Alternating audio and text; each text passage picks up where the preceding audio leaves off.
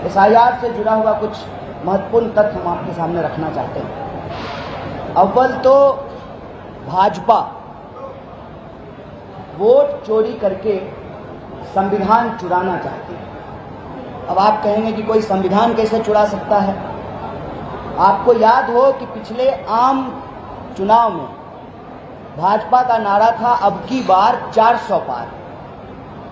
Vote चोरी करने के बावजूद वो 400 पार नहीं कर पाए, क्योंकि उनके कुछ नेताओं ने अपने बड़बोलेपन के चलते जो साजिश थी उसका पर्दाफाश कर दिया और अपनी मंशा प्रकट कर दी कि 400 सीट दीजिए, हम संविधान बदलेंगे।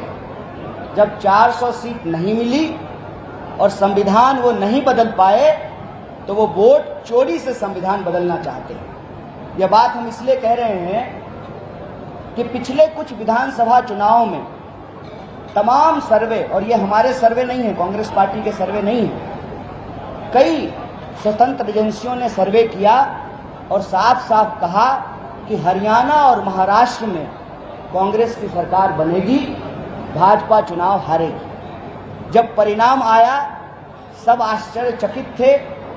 कांग्रेस पार्टी को इस पे शक हुआ और नेता प्रतिपक्ष ने एक स्पष्ट मांग चुनाव आयोग के सामने रखा कि आप हमको वोटर लिस्ट दीजिए, इलेक्ट्रॉनिक डेटा दीजिए वोटर लिस्ट का, ताकि हम इसकी जांच कर रहे हैं। हमको संदेह है कि वोटर लिस्ट में गड़बड़ी है और चुनाव में धांधली की जा रही है।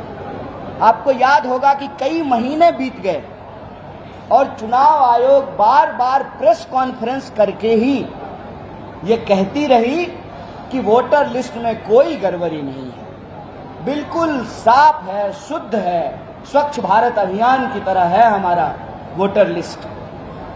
और आज मुख्य चुनाव आयुक्त प्रेस कॉन्फ्रेंस करके कह रहे हैं कि जो वोटर लिस्ट में गड़बड़ी है उसी गड़बड़ी की सुधार के लिए हम एसआईआर कर रहे हैं। फंस गए गुरु।